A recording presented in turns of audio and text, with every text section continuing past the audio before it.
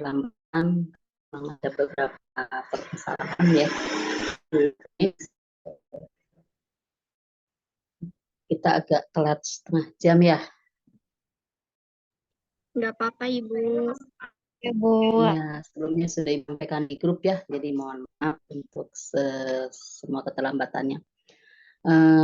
Baik, kita mulai saja. Assalamualaikum warahmatullahi wabarakatuh. Waalaikumsalam. Waalaikumsalam warahmatullahi wabarakatuh. Warahmatullahi wabarakatuh. Ya, selamat sore ya teman-teman semua. Selamat menjalankan ibadah puasa. Mudah-mudahan kita semua diberi kelancaran sampai kemenangan bagi yang menjalankan ya ibadah puasa ini. Amin. Ya, teman-teman juga diberi kekuatan lahir ataupun batin, kesehatan untuk menjauhi segala godaan-godaan yang muncul di bulan suci Ramadan ini ya. Ya Gilang ya, banyak godaan ya. Rasa ngantuk, lapar, bercampur aduk di hari ini ya, tetapi mudah-mudahan tidak mengurangi semangat teman-teman untuk mengikuti perkuliahan di pertemuan kedua untuk sesi sosiologi industri ya.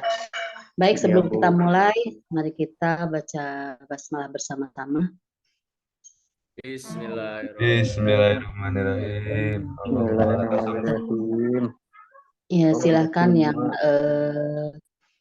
bukan agama Islam untuk berdoa sesuai dengan kepercayaan masing-masing ya. Terima kasih teman-teman untuk kesediaan teman-teman untuk selalu standby walaupun ada sedikit keterlambatan tadi. Hari ini masuk ke sesi kedua, kita akan ulas terkait dengan materi yang kita sampaikan hari ini, dan ini juga bagian bahan dari untuk persiapan teman-teman di minggu besok ya. Teman-teman sudah mulai memiliki ujian tengah semester.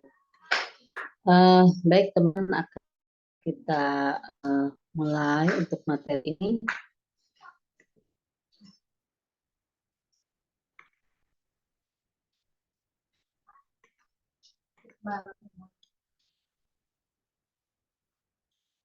Ya, kita akan bahas terkait dengan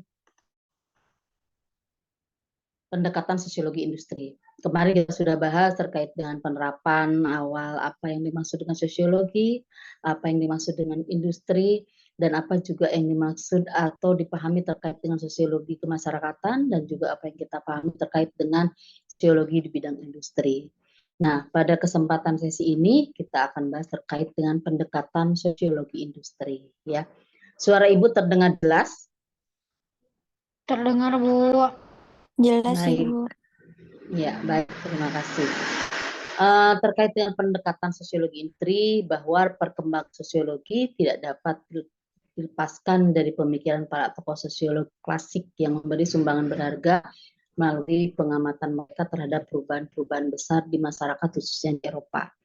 Ya, banyak terjadi perubahan yang signifikan dari mulai revolusi sampai kepada perubahan industri ini yang merupakan pemikiran-pemikiran dari para tokoh sosiolog ya yang memang mengembangkan bagaimana proses pendekatan sosiologi industri ini. Nah, sementara itu teori-teori yang berbasis ya pendekatan sosiologi dapat dilihat dari teori Durkheim yang berpengaruh terhadap kategori teori hubungan antara manusia ya dari Elton Mayo, teori Dunlop, selain itu juga teori-teori Max Weber, Karl Marx, sedangkan teori-teori pendekatan industrial juga sebagai ke dalam kelompok pemikiran unitaris atau bentuk kekuasaan yang ada di pusat, dan pluralis yaitu memahami perbedaan, dan radikalis dengan kekerasan ya. Dari berbagai macam pendekatan teori-teori ini, bagaimana terkait dengan sosiologi industri dengan adanya kepemimpinan atau leadership atau beberapa pemikir yang memang mengarah kepada bentuk kekuasaan itu yang ada di pusat. Segala bentuk jenis kekuasaan itu terpusat kepada pimpinan pucuk yang mempunyai sebuah kebijakan atau kewenangan di dalam mengatur seluruh tatanan sosiologi industri tadi. Bagaimana hubungan erat yang ada di masing-masing anggota organisasi, bagaimana hubungan kelompok yang ada di organisasi itu sendiri, dan bagaimana hubungan individu yang ada di sosiologi industri itu sendiri. Nah, bentuk kekuasaannya setelah penetapan dan keputusan itu berada di pusat atau di level yang paling atas.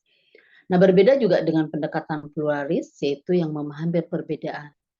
Nah, ini di dalam pendekatan sosiologi industri ini, di sini banyak memahami pendekatan atau perbedaan, berbagai macam perbedaan yang terjadi, baik dari pendekatan perbedaan budaya, perbedaan bahasa, perbedaan dari mana dia berangkat, perbedaan dari mana dia berasal, ya, perbedaan dari mana dia dalam masuk ke dalam sebuah industri itu berasal dari posisi dan jabatan apa. Ini adalah merupakan pendekatan yang sifatnya pluralis atau pendekatan yang sangat memahami perbedaan yang ada. Sedangkan pendekatan radikalis ini yaitu selalu dengan menggunakan sebuah kekerasan, bahwa pemimpin itu atau yang pimpinan pucuk yang ada di dalam sebuah organisasi itu merupakan pimpinan yang paling utama, yang memiliki hal-hal yang setidaknya tidak dimiliki oleh anggota organisasi atau seluruh anggota-anggota lain yang ada di dalam sebuah organisasi itu sendiri. Ya, kita bahas terkait dengan perkembangan teori sosiologi industri, ya, dari mulai kelahiran, dari mana awal sosiologi atau teori sosiologi industri ini, mulai dari Berger di tahun 1981, sosiologi acap kali disebut sebagai ilmu keranjang sampah. Atau dengan nada memuji, ya, artinya ilmu keranjang sampah ini bukan berarti mencerminkan bahwa ilmunya itu berasal ilmu yang tidak dihargai atau yang jorok, yang sifatnya yang tidak patut atau layak dilihat oleh orang. Tetapi ini kebalikannya, ilmu keranjang sampah yang memang ilmu yang sangat positif, ya, dinilai dari sisi positifnya, karena membahas ihwal atau masalah-masalah yang dipelajari ilmu-ilmu yang atau sebelumnya, dan karena kalian lebih banyak terfokus pada problem kemasyarakatan yang timbul akibat krisis-krisis sosial yang terjadi. Jadi memang pada dasarnya ilmu sosiologi ini adalah ilmu yang mempelajari segala hal yang terjadi baik di masyarakat. Kalau keterkaitan dengan sosiologi industri, ilmu-ilmu yang mempelajari bagaimana kondisi sosiologi yang terjadi di dalam sebuah proses industri atau di dalam sebuah perusahaan. Bagaimana hubungan antara individu dengan individu atau hubungan personal dengan personal. Bagaimana hubungan pemimpin dengan bawahan. Bagaimana hubungan kelompok-kelompok tertentu. Bagaimana budaya yang diterapkan di dalam sebuah organisasi itu sendiri atau di dalam sebuah industri itu sendiri. Budaya kerjanya seperti apa. Hubungan senioritas dengan junioritas seperti apa. Hubungan industri dengan kemasyarakatan yang ada di lingkungan sosial industri itu seperti apa. Nah, itu makanya semua hal seperti itu dipelajari.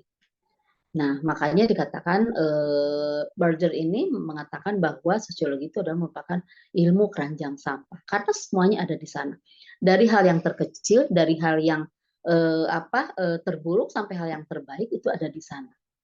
Bagaimana terjadi kontroversi antar masyarakat atau kontroversi antar sesama anggota organisasi atau sesama kelompok industri, bagaimana terjadi konflik antara atasan dan bawahan, bagaimana terjadi konflik antara individu dan individu, itu semua dibahas di dalam ilmu sosiologi industri ini.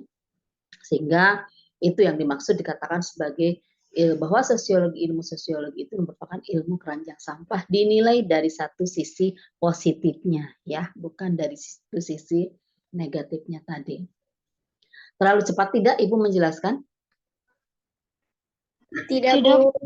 Baik, cukup ya. Teman-teman bisa mengikuti ya? Bisa, Bu. Baik, terima kasih. Nah, munculnya sosialisme di sini di satu sisi Karl Marx juga adalah seorang pendukung aktif perkembangan kapitalis, ya. Dan penggantinya dengan sistem sosialis, meskipun Marx tidak mengembangkan teori sosialisme tersendiri, dia menghabiskan banyak waktu untuk mengkritik berbagai aspek masyarakat kapitalis, ya. Selain itu juga Marx juga terlibat di dalam berbagai kegiatan politis yang dia sikapi dari Marx tidak lazim pada tahun-tahun awal sosiologi. Sebagian besar teoritis awal seperti Weber dan Freud menentang sosialisme.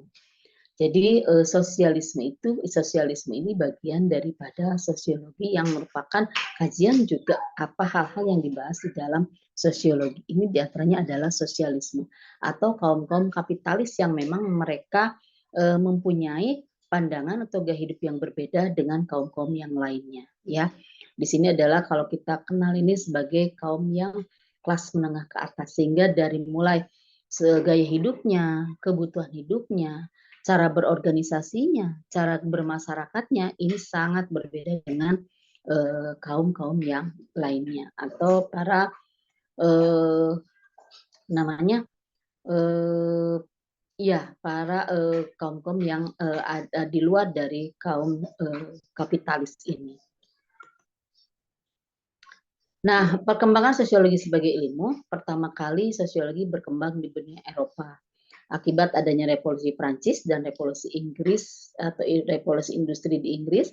Sebelum bergulirnya revolusi, masyarakat Eropa berada dalam pola-pola kehidupan tradisional yang diwarnai dengan sistem sosial yang feodalistis. Nah, pertama kali sosiologi ini berkembang itu akibat dampak adanya revolusi Prancis ataupun revolusi yang ada di Inggris, ya, revolusi industri di Inggris. Sebelum bergulirnya revolusi, masyarakat Eropa berada dalam pola-pola kehidupan tradisional, ya. Jadi memang kenapa ilmu sosiologi ini berkembang dari mulai awal bahwa masyarakat Eropa ini pola hidupnya sangat tradisional sekali. Nah, seiring dengan berjalannya waktu, seiring dengan berjalannya kemajuan, bahwa pola hidup masyarakat itu berubah dengan adanya revolusi industri yang ada atau yang terjadi di Inggris tadi. Sehingga dari mulai pola hidup, dari kebutuhan keseharian, dari kebutuhan teknologi itu sangat berubah drastis, ya, terkait dengan bagaimana pola hidup masyarakat dari mulai tradisional yang diwarnai dengan sistem sosial yang feodalistik, ya, mereka berubah menjadi memang masyarakat yang sedikit demi sedikit mengalami proses kemajuan dan lama-lama berkembang sampai dengan kepada masyarakat modern tadi. Ya. Jadi memang berawal bahwa sosiologi ini berawal dari adanya revolusi Prancis dan juga revolusi industri di Inggris tadi. Nah, substansi yang dibahas dari sosiologi industri ini sangat luas memang cakupannya, ya. Cakupannya yang dibahas sosiologi industri ini sangat luas. Watson mengemukakan bahwa ada 4 area subjek pembahasan sosiologi industri, ya. Jadi Watson ini membahas bahwa memang ada 4 cakupan atau subjek yang melakukan pembahasan terkait dengan sosiologi industri.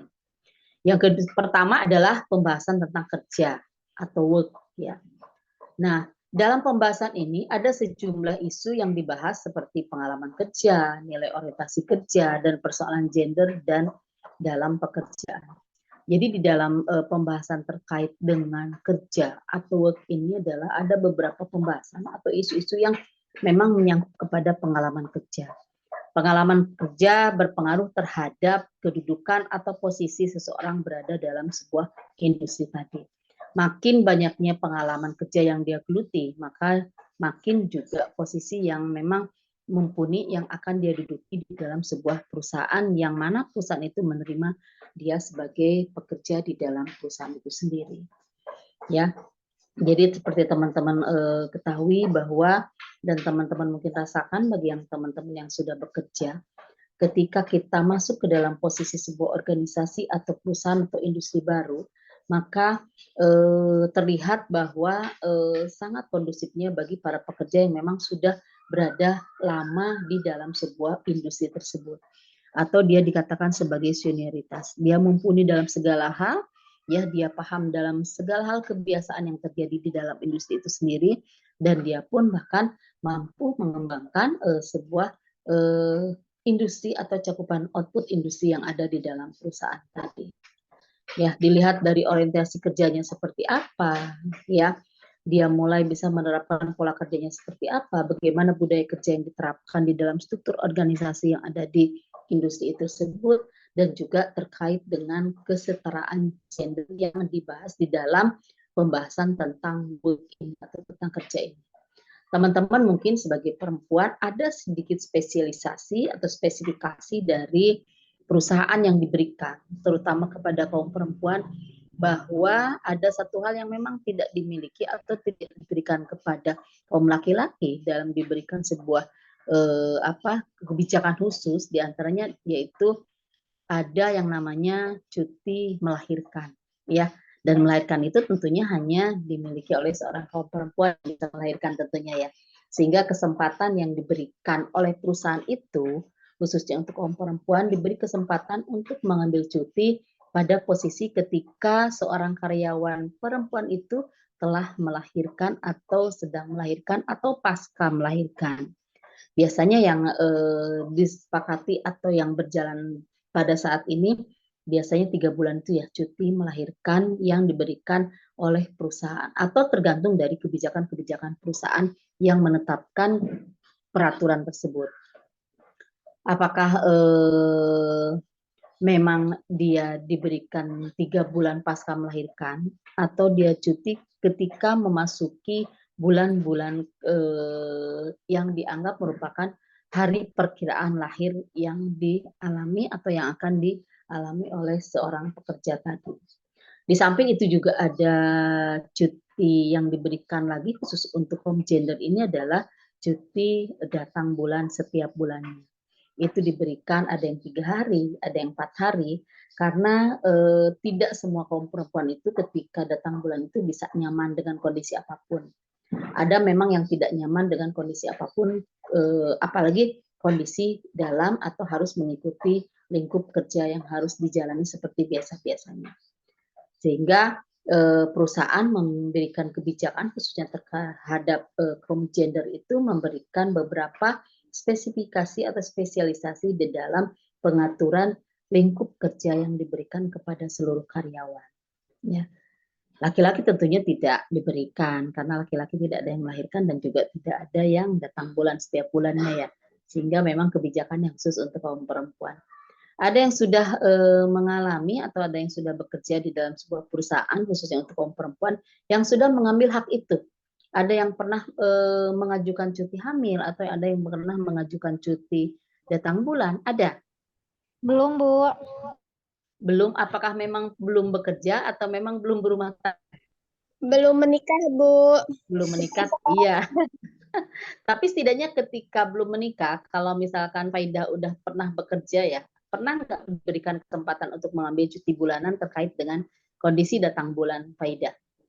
Belum pernah, Bu. Belum pernah ya. Ada yang sudah pernah mengalami atau yang sudah pernah mengajukan terkait dengan kebijakan tadi? Belum. Pernah, Bu. Pernah ya?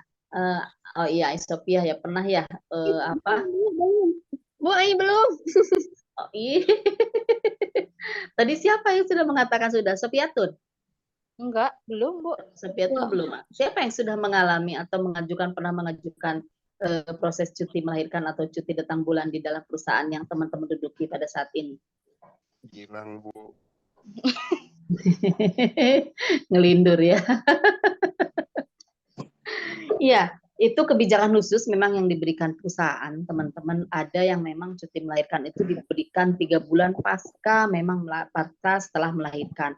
Karena pada saat cuti diambil atau diajukan itu pada saat memang beliau sudah siap-siap atau H-1 menjelang melahirkan. Bagi memang yang melahirkannya tidak dalam kondisi normal ya atau mengalami SC, sehingga prediksi kelahirannya sudah bisa diprediksi tanggal berapa, jam berapa, sehingga dia sudah bisa mengajukan cuti sesuai dengan tanggal yang sudah ditentukan oleh tim dokter tadi.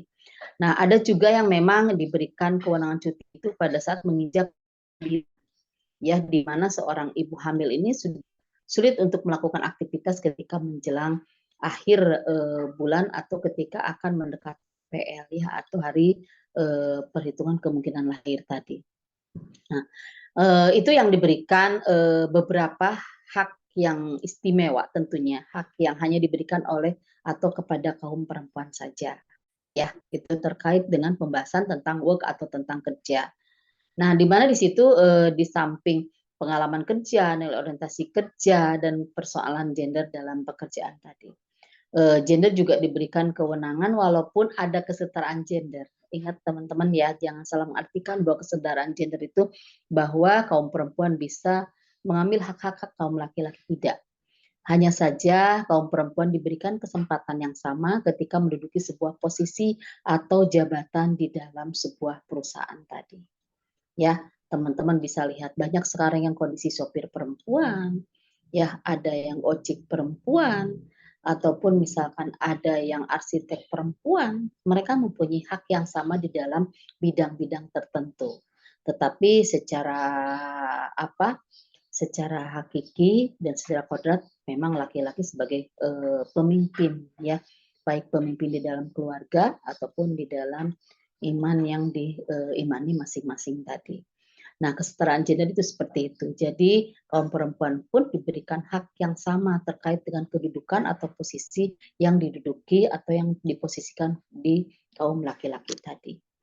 Ya, jadi bisa menjadi insinyur perempuan bisa, menjadi bupati bisa, ya banyak. Atau ada beberapa bupati, contohnya di Pandeglang dan Lebak itu diduduki oleh seorang kaum perempuan tadi. Nah, itu diantaranya keistimewaan-keistimewaan atau yang terkait dengan pembahasan terkait dengan work atau kerja tadi. Yang kedua adalah pekerjaan atau okupasi. Isu yang dibicarakan adalah tentang struktur pekerjaan atau occupational structure, hubungannya antara kelas sosial dengan pekerjaan, perubahan pembagian kerja atau karir pekerjaan dan komunitas kerja. Ini di dalam sebuah pekerjaan. Jadi dibicarakan tentang struktur pekerjaan atau occupational structure tadi. Struktur pekerjaan tentu saja berdasarkan hierarki atau susunan dari pimpinan puncak atau pimpinan yang tertinggi sampai kepada pekerja yang ada di level bawah atau sebagai workers atau pekerja yang ada di lapisan bawah tadi. Di dalam struktur organisasi tertera siapa direktur utama, siapa direktur, siapa manajer, ya, siapa bagian keuangan, siapa sekretaris, siapa staf keuangan, siapa staf sekretaris, atau bagian manajer ketenaga kerjaan, bagian HRD, ya, bagian-bagian lain yang ada di perusahaan itu sendiri. Nah, ini diatur berdasarkan kewenangan itu ditampilkan di dalam struktur organisasi itu berdasarkan kewenangan masing-masing dari posisi jabatan yang ada di dalam sebuah organisasi itu sendiri.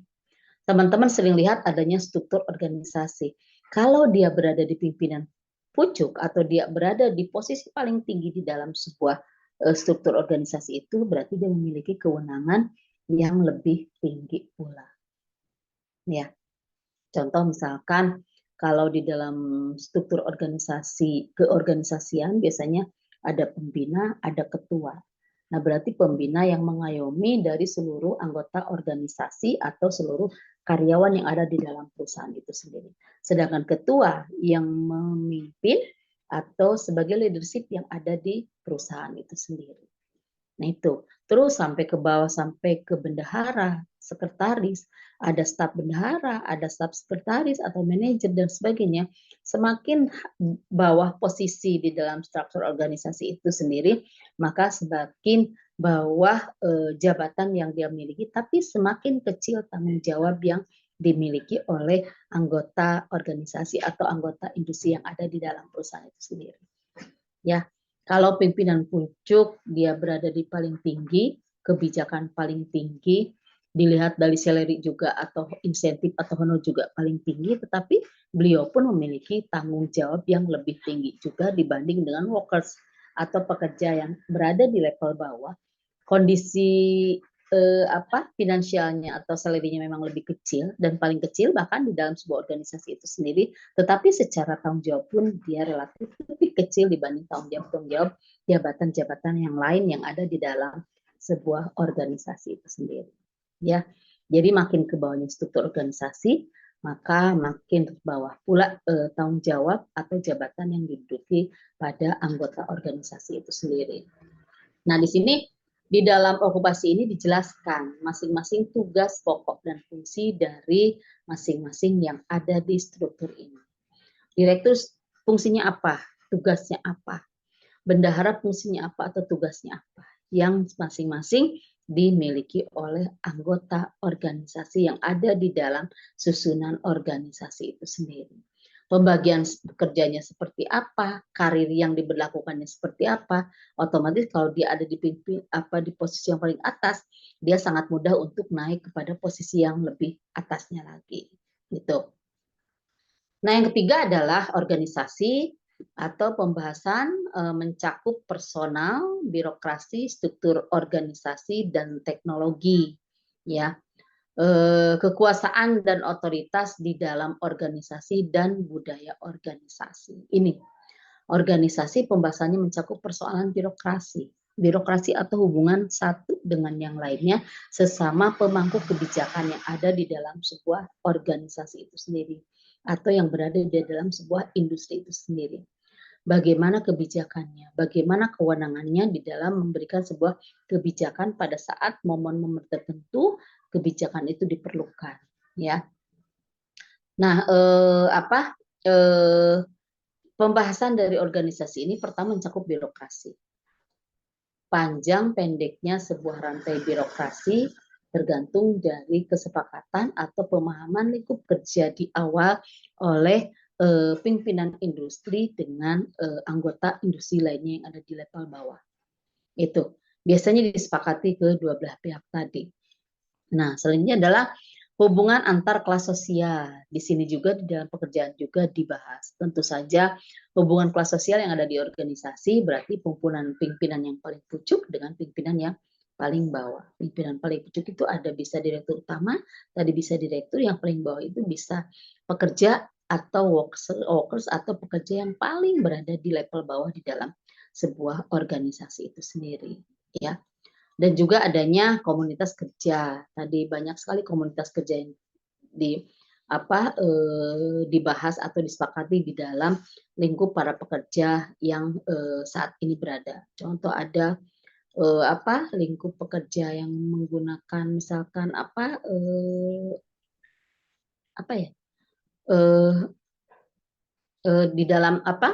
di dalam di dalam birokrasi, tadi. Ya, Birokrasi, Bu. kenapa? Kenapa nih? Iya, Bu, birokrasi. Ya, di dalam birokrasi tadi semakin panjangnya birokrasi berarti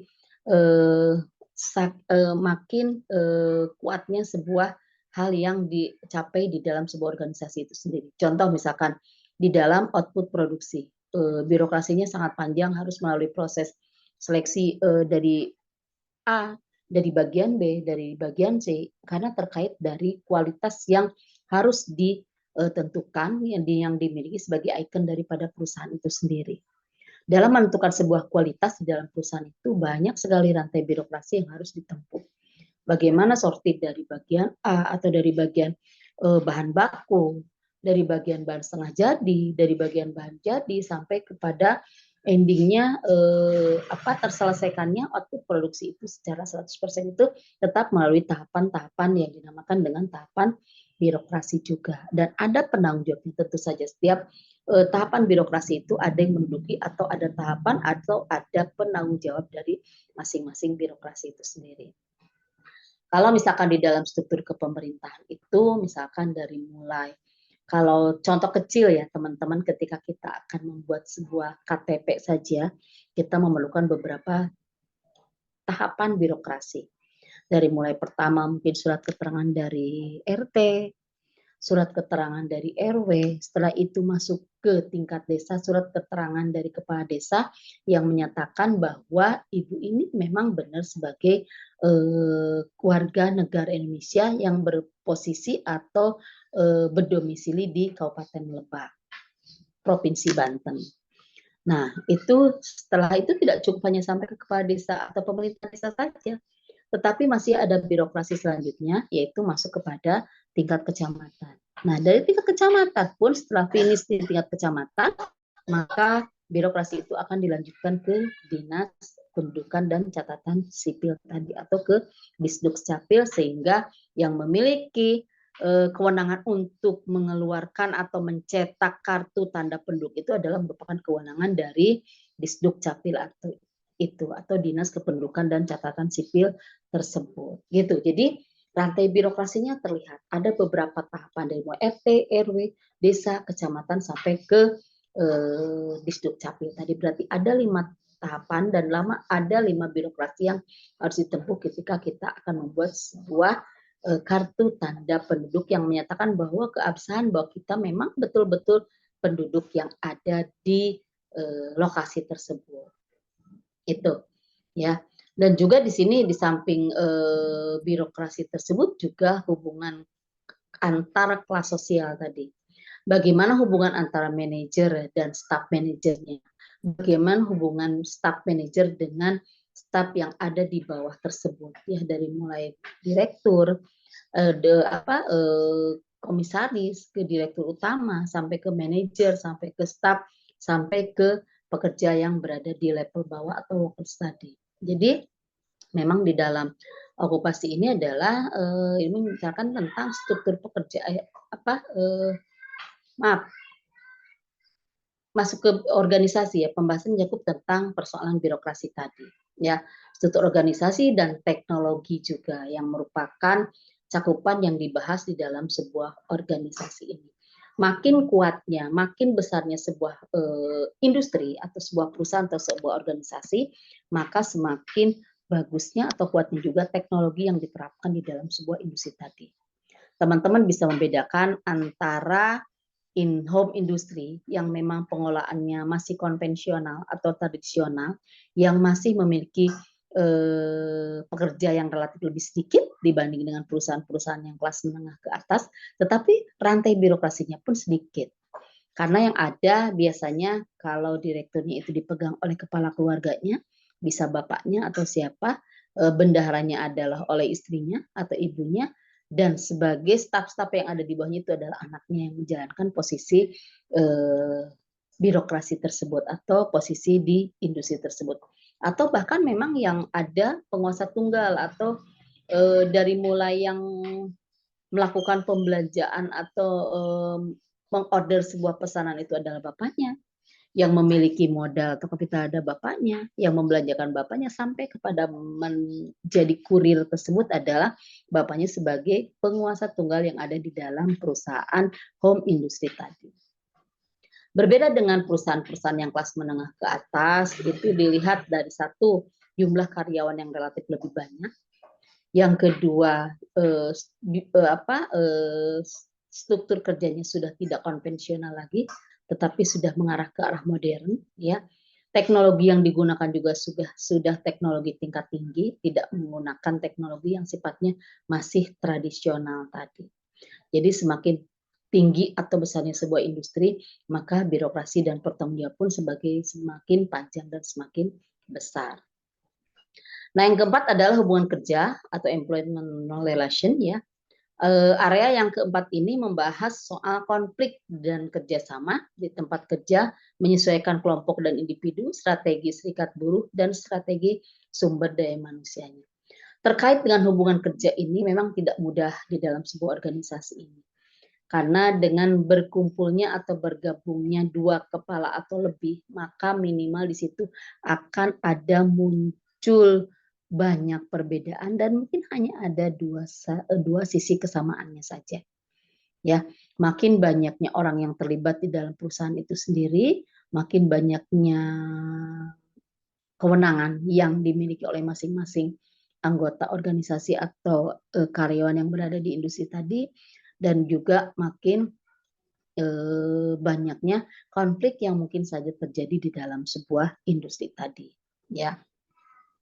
Contoh misalkan ketika konflik membahas soal konflik antar individu dan individu, biasanya di dalam kelas menengah ke atas itu sulit atau jarang ditemukan konflik yang memang signifikan. Karena satu sisi kebutuhan mereka tercover atau tercukupi dari perusahaan, sehingga tidak lagi mengganggu ketenangan, mengganggu kenyamanan dia berada di dalam lingkup industri yang sebenarnya. Karena kan seorang pekerja yang baik itu bisa memilah dan memilih. Ketika kita berada di perusahaan, seluruh pemahaman kita, seluruh pemikiran kita, seluruh ide, seluruh emosi dan tanggung jawab itu adalah kita yang pada saat posisi berada di perusahaan itu sendiri. Tinggalkan permasalahan di rumah dan siap standby di dalam perusahaan dengan menghadapi segala kemungkinan yang akan terjadi di dalam perusahaan itu supaya kita bisa lebih fokus. Ketika kita berada di rumah juga kita tentu saja mengabaikan seluruh persoalan yang pernah singgah atau ada pada saat kita sedang melakukan proses pekerjaan atau berada di dalam kawasan industri tadi. Itu terkait dengan hubungan kerjanya ya, bagaimana penyesuaian kelompok dan individu. Ketika ada individu baru yang masuk di dalam sebuah organisasi itu, maka tidak atau di dalam sebuah industri perusahaan tersebut, maka tidak mudah orang itu untuk bisa familiar langsung masuk. Karena dia memiliki beberapa rasa segan, rasa malu, atau rasa ketidakkenalan tadinya, sehingga memang ada berbagai macam jeda atau penghalang di dalam sebuah lingkup organisasi yang sebenarnya. Nah ini terkait dengan juga strategi serikat buruh bagaimana ya ketika memang ada sebuah atau seorang karyawan yang tidak diperlakukan dengan baik dan tidak sesuai dengan ketetapan standar kerja yang sebenarnya, maka itu pun akan menjadikan sebuah konflik yang kemungkinan terjadi di dalam sebuah organisasi itu sendiri. Ketika sudah 1 atau 2 orang terjadi konflik, tidak menutup kemungkinan akan banyak konflik-konflik lain. Ketika apa?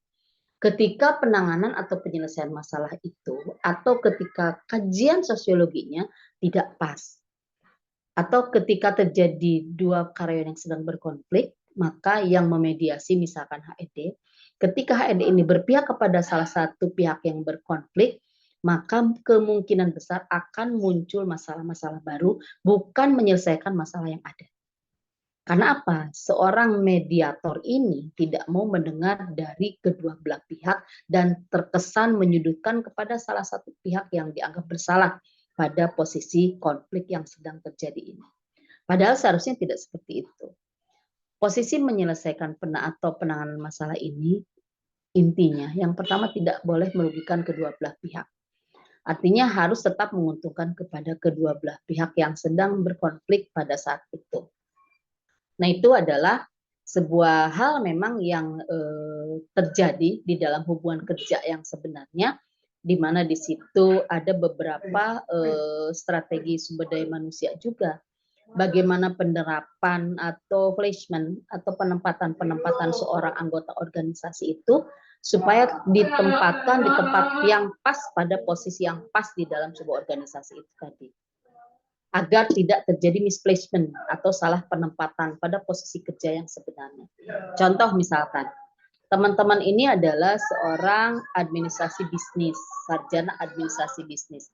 Sementara teman-teman ditempatkan di dalam mekanik atau di dalam teknik mesin yang notabene teman-teman bukan spesifikasinya, bukan ahli di bidang itu. Nah, dengan itu berarti terjadi misplacement atau salah penempatan. Nah, ini adalah di dalam hubungan kerja ini harus segera dibenahi atau di readjustment kembali atau di replacement kembali atau penempatan kembali kepada tempat atau posisi-posisi yang pas pada jabatan yang tepat di dalam sebuah lingkup industri atau organisasi itu sendiri. Nah, strategi-strategi yang dibahas di dalam substansi yang dibahas di dalam sosiologi industri ini tentunya tidak mudah ya. Teman-teman, bagaimana pendekatan di dalam lingkup kerja yang sebenarnya. Bagaimana pendekatan di dalam lingkup pekerjaan atau okupasi yang harus ditempuh oleh seluruh anggota organisasi. Bagaimana organisasi yang terjadi di dalam sebuah industri itu sendiri.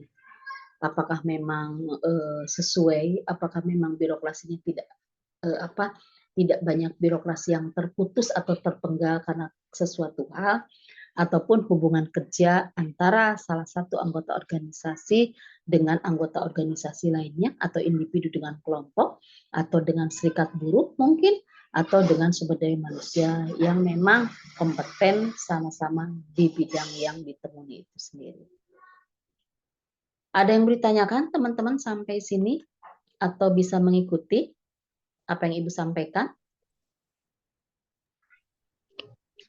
Sebuah Ya, tidak terlalu cepat ya Ibu menjelaskan? Tidak, Bu. Tidak, Baik. Bu. Tidak, Bu.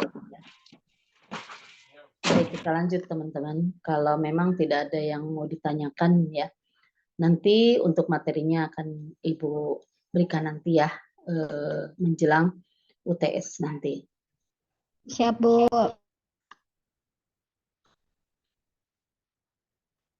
Nah ini untuk materi pendekatan sosiologi ya, kita akan masuk ke materi yang selanjutnya. Kalau tidak ada yang ditanyakan, Ibu akan buka materi untuk selanjutnya. Nur masih standby, Nur?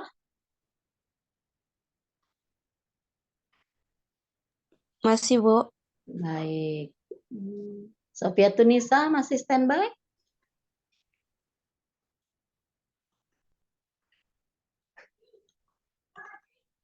Tidak Masih, ada. Bu. Oh, ada. Salsa Sabila masih standby? Bu. Masih, Bu.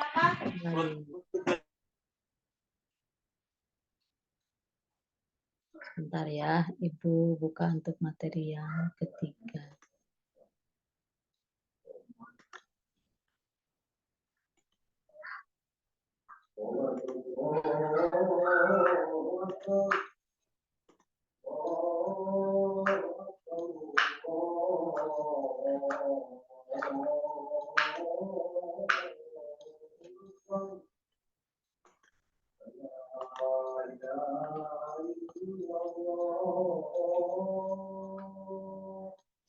Sebentar ya, di Ibu Adan dulu sebentar.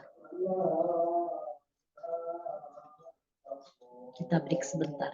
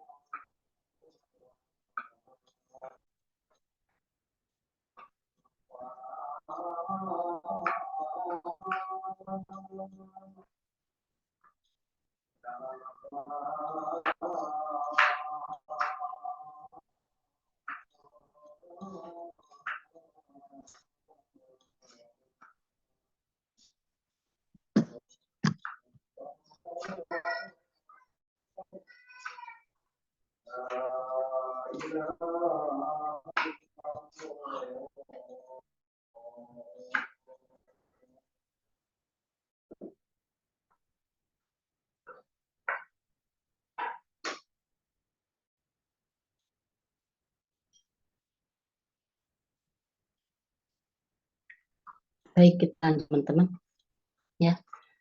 Kita masuk di materi perubahan perilaku masyarakat atau industri ke post industri ya. Tentu saja ketika kita dapat hal yang baru ya, tidak mudah untuk berubah atau tidak mudah kita bisa langsung masuk ke dalam hal yang harus kita ikuti ya. Tentu saja ada proses atau berproses, ada tahapan-tahapan yang memang kita sendiri tidak langsung klik dengan apa yang menjadikan hal terbaru ya. Begitupun dengan perilaku masyarakat.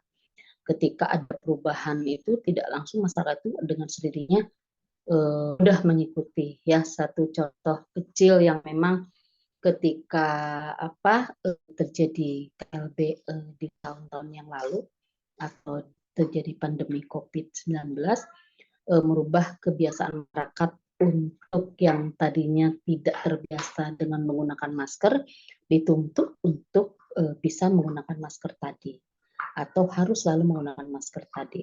Nah, ini tidak mudah. Tentunya diiringi beberapa konflik dengan kelangkaan masker lah. Ketika ada pun nilai jualnya relatif cukup tinggi lah, ya kebiasaan masyarakat yang memang tidak mau untuk menggunakan masker karena memang belum terbiasa. Kebiasaan masyarakat untuk berada di tempat umum itu masih sulit diarahkan karena memang itu adalah sebuah perilaku yang tidak mudah digiring begitu saja. Tentu saja harus melalui proses atau tahapan-tahapan tertentu.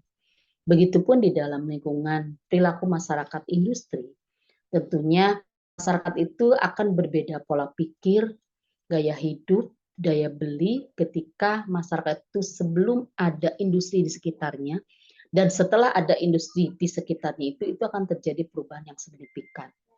Dari mulai pola pikir mereka akan termotivasi atau terobsesi dengan seluruh kondisi lingkungan yang ada di dalam industri tadi.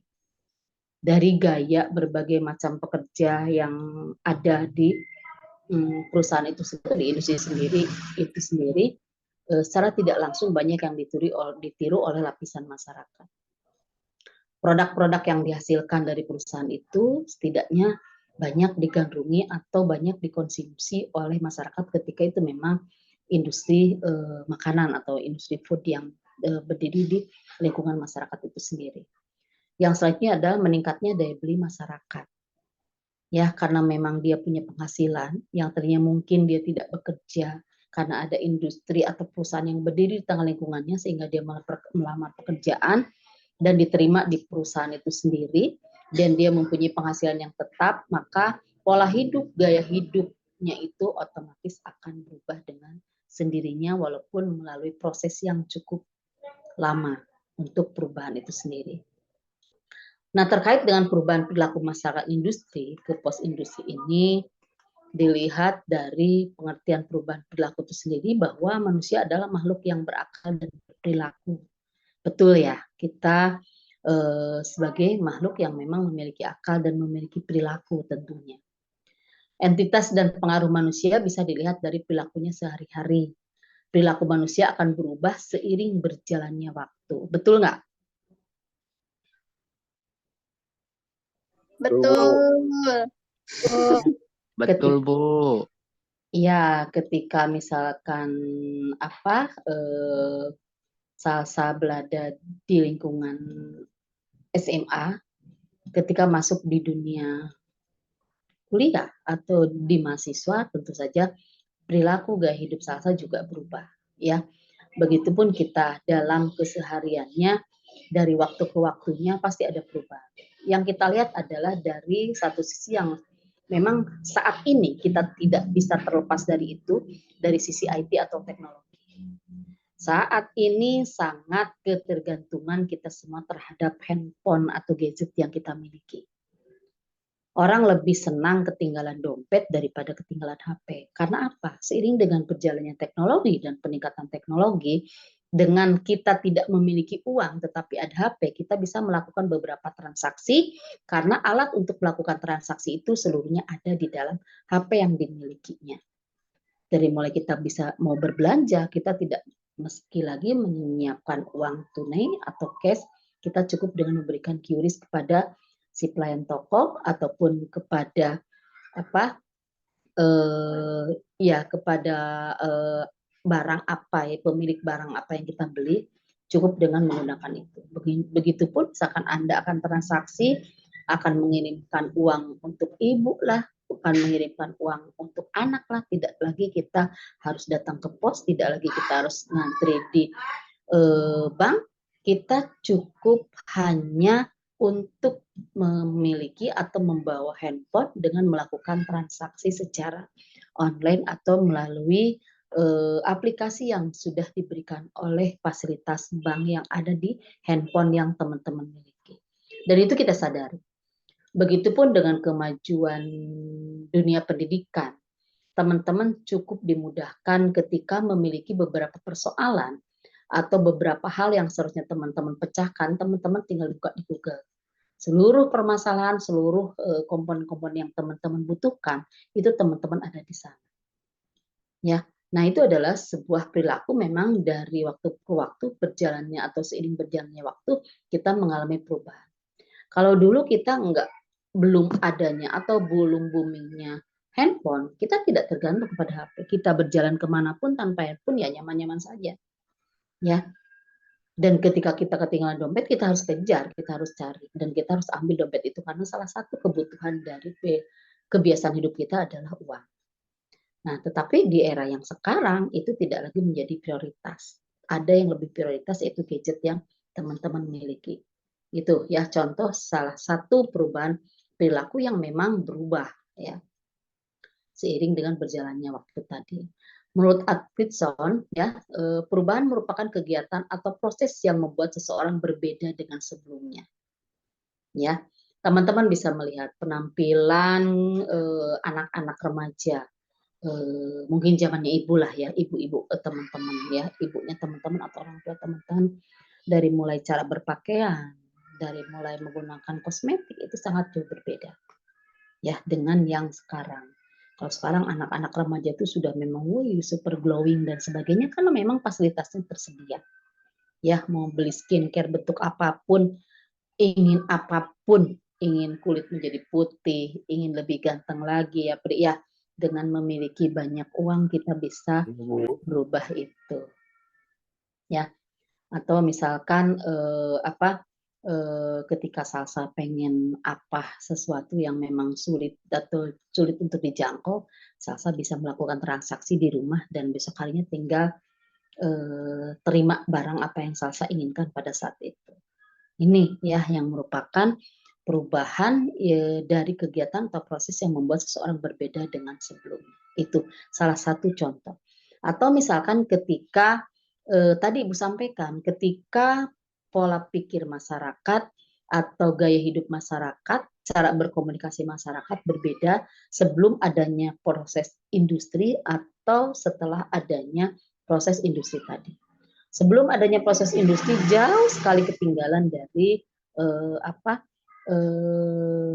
dunia yang modernisasi, ya.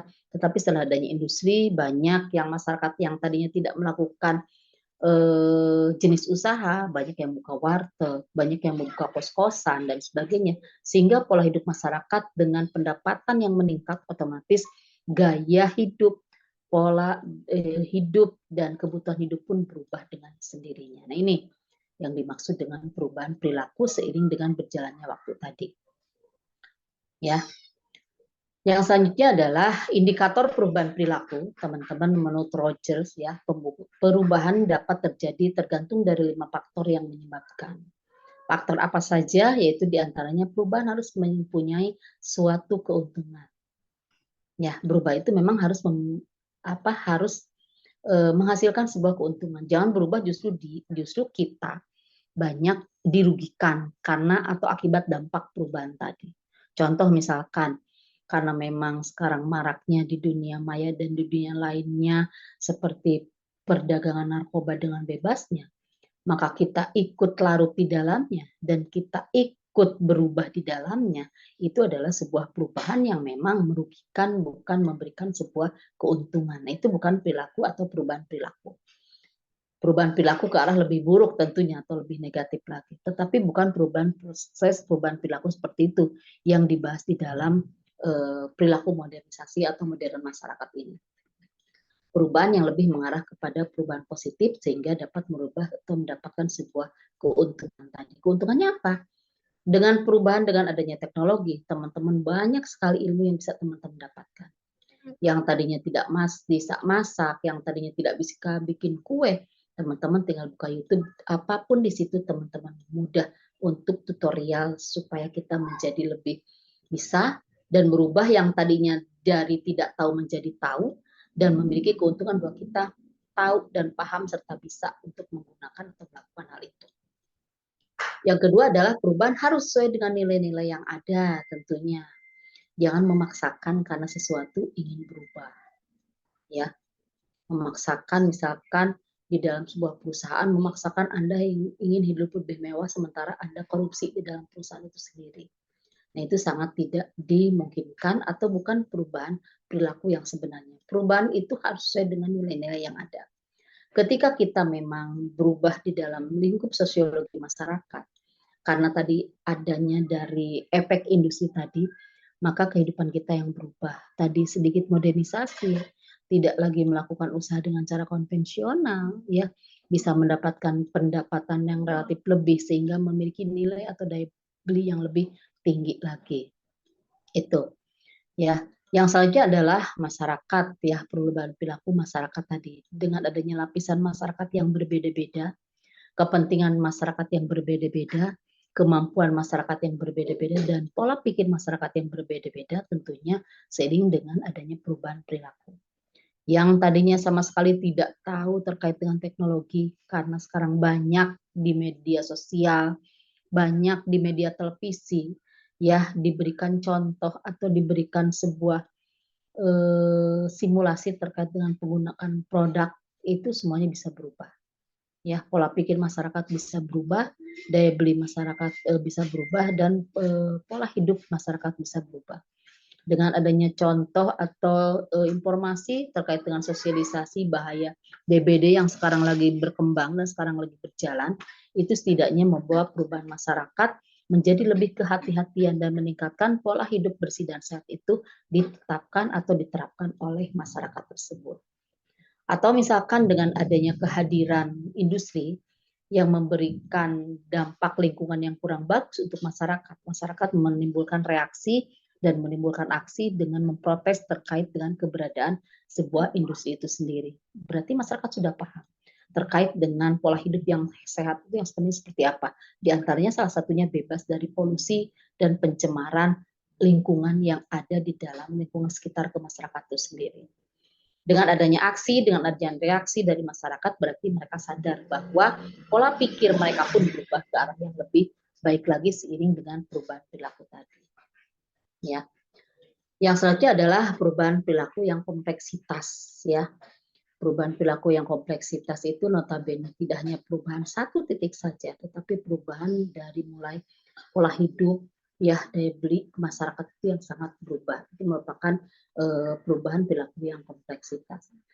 Yang selanjutnya adalah dapat dibagi, ya. Dapat dibagi tadi memang ketika kita hidup belum ada organisasi dan belum terorganisir, maka tidak ada yang bisa memimpin dan tidak ada yang mau dipimpin. Tetapi dengan adanya perubahan perilaku seiring dengan berjalannya waktu, maka hal itu bisa dibagi-bagi. Mana yang menjadi pemimpin, mana yang dipimpin, dan apa yang menjadi tugas dan kewenangan masing-masing itu sendiri terbagi di dalam sesuai dengan tugas pokok dan fungsinya tadi. Ya. Yang selanjutnya juga perubahan perilaku dapat dikomunikasikan tadi. Ketika ada sesuatu hal yang dianggap itu adalah sebuah kejanggalan, tidak seluruhnya bahwa perubahan itu bisa seiring dengan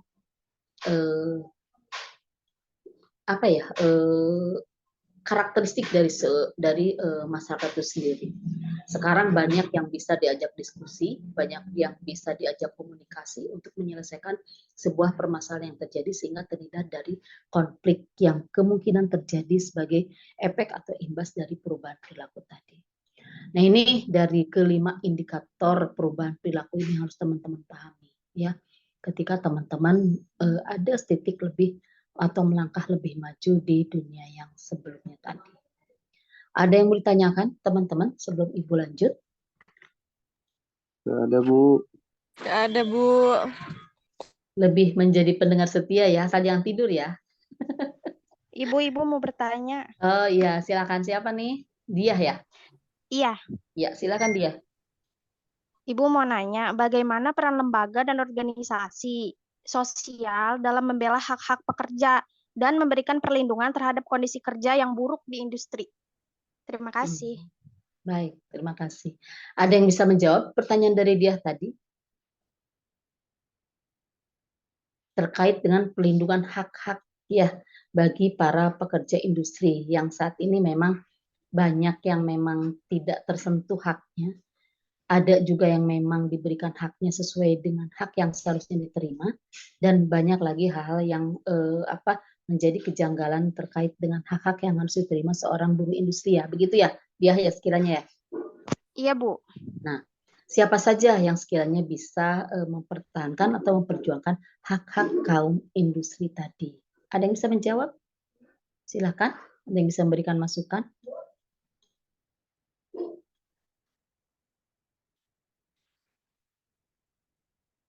Ya, di dalam sebuah industri itu biasanya ada yang dinamakan adanya serikat buruh ya, di mana serikat buruh itu biasanya terdiri dari beberapa kumpulan para buruh atau para pekerja yang sama-sama memperjuangkan, yang sama-sama senasib dan sepenanggungan memperjuangkan hak-hak daripada buruh yang dianggap tidak sesuai atau diperlakukan semena-mena. Muncul atau awal munculnya dari serikat buruh tadi. Banyak seorang pekerja yang diberhentikan secara tidak hormat tanpa ada alasan yang jelas. Ya, banyak karyawan yang di PHK tidak diberikan pesangon atau tidak diberikan tunjangan akhir dari masa jabatan ketika mereka berada pada posisi perusahaan itu sendiri. Ya, dan ini banyak juga terjadi pada fase pandemi, di mana orang banyak diberhentikan, banyak dirumahkan, sementara hak-haknya tidak diberikan secara maksimal dengan alasan tadi bahwa masyarakat dunia sedang tergonjang-ganjing oleh adanya virus COVID-19 tadi.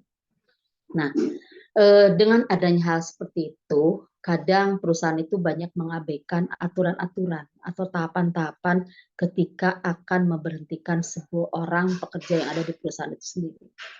Padahal kalau secara prosedural yang kita lihat dalam memberhentikan seorang karyawan atau buruh yang berada pada satu industri tadi, yang pertama ketika dia melakukan kesalahan atau lalai dalam bekerja, pertama dia harus diberikan peringatan secara lisan.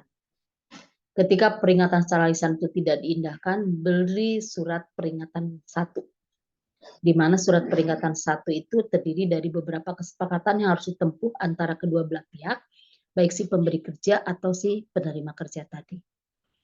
Ketika memang SP1 atau surat peringatan 1 masih tidak diindahkan oleh seorang karyawan, maka perusahaan akan memberikan surat peringatan kedua yang nadanya lebih sedikit atau lebih keras lagi dari surat peringatan yang pertama.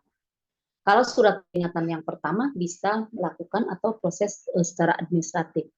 Tetapi kalau biasanya sudah mengarah kepada surat peringatan 2 dan akan menuju kepada surat peringatan 3, ini lebih mengarah kepada sanksi yang akan diberikan kepada si buruh tadi.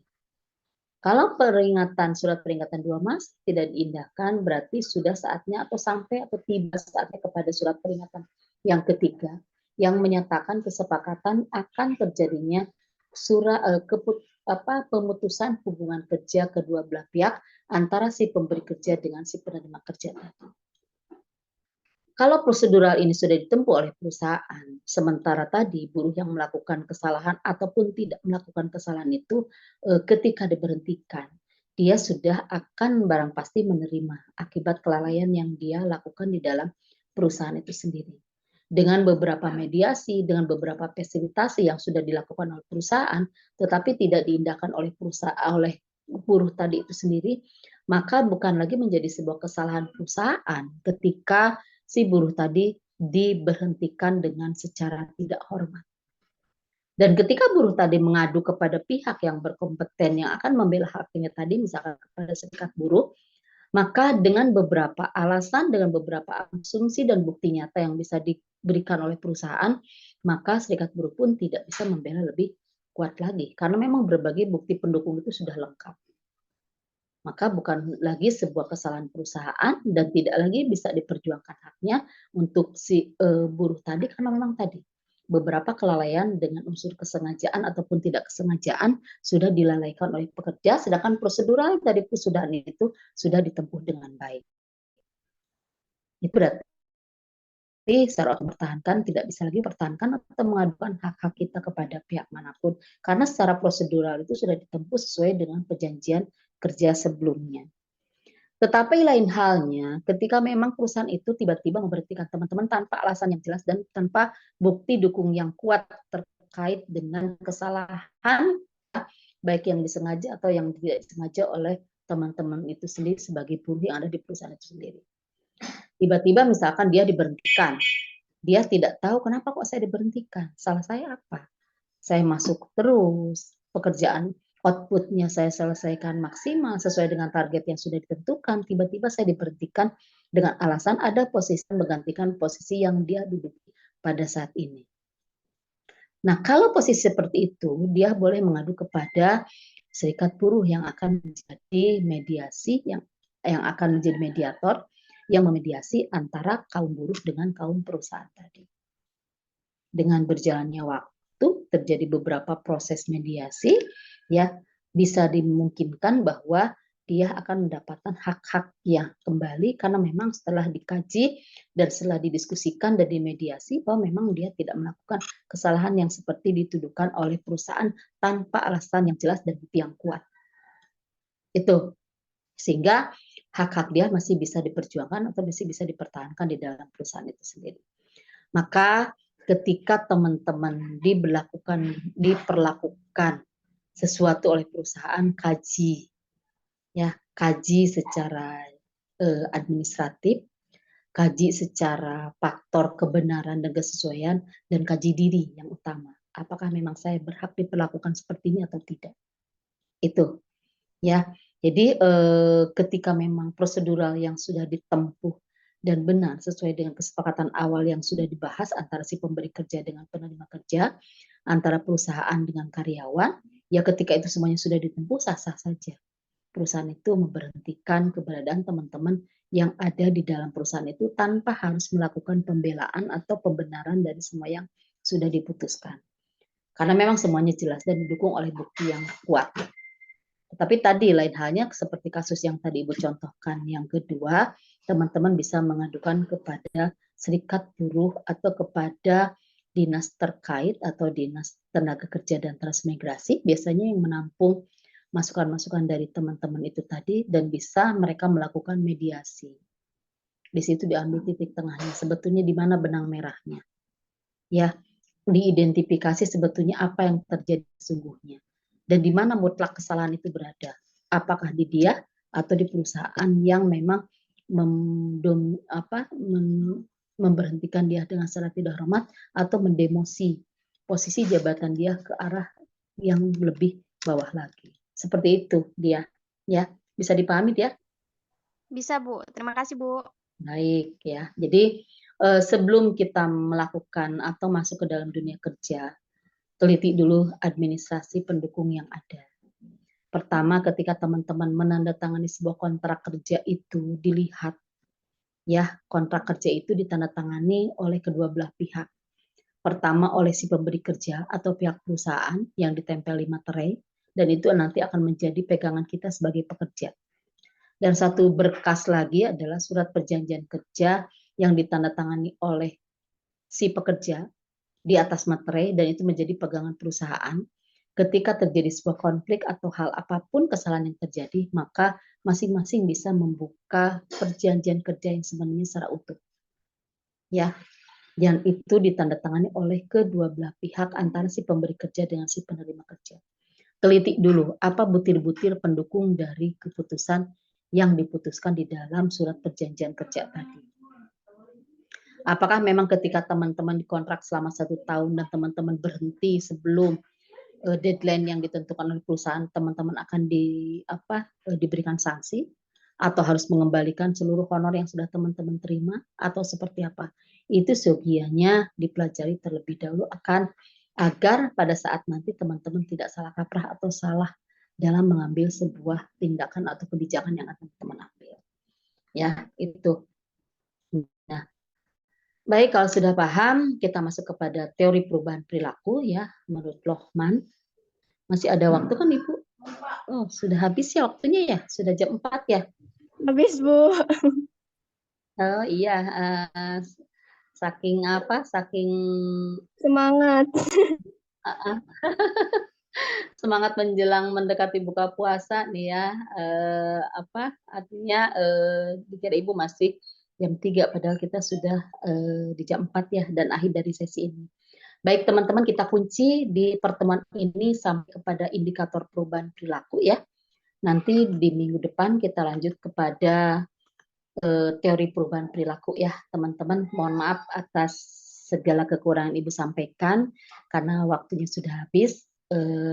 Sementara sesi untuk pertanyaan tadi dikunci oleh dia ya. Dan kalau ada yang mau teman-teman tanyakan silahkan bisa via WA ya. Dan insya Allah Ibu akan bahas ketika Ibu memiliki waktu senggang, dan mohon maaf jika saat itu belum bisa Ibu langsung balas karena memang mungkin Ibu sedang ada kegiatan atau melakukan sesuatu hal yang tidak bisa ditinggalkan ya. Sekali lagi terima kasih teman-teman untuk atensi hari ini ya. Terima kasih atas kesabaran teman-teman tadi menunggu ya, ada sedikit trouble yang memang ada kendalanya teknis di laptop Ibu tadi memang sehingga kita agak sedikit terlambat ya, mohon dimaafkan. Baik teman-teman, karena waktunya sudah habis, Ibu mohon pamit. Terima kasih atas seluruh atensinya. Sebelum kita tutup, mari kita baca hamdalah bersama-sama. Alhamdulillah. Alhamdulillahirrahmanirrahim. Terima kasih. Assalamualaikum warahmatullahi wabarakatuh. Waalaikumsalam. Warahmatullahi wabarakatuh. Ya, terima kasih ya teman-teman. Selamat menjalankan aktivitas kembali sampai bertemu di yang akan datang. Iya. Izin Ibu Lab ya teman-teman. Iya, Bu. Terima kasih kembali. Iya, Ibu. Kembali, Bu. Terima kasih kembali, Ibu. Sama-sama. Kita stay apa di sini? Kita stay apa keluar? Bubar. Keluar dulu. Di record room-nya langsung kali ya? Belum disetting. Udah langsung aja langsung. Pengantar ekonomi mikro. Maafkan guys, ngantuk. Pengantar ekonomi mikro. OTW. Kantor ekonomi mikro. Ya, PB23C ada. Iya, siap. Bergabung ya. Iya, siap. Ke hatiku, ke PB23C. Kewe lah, ya keluar lah berarti. Keluar lah berarti. Iyalah, keluar.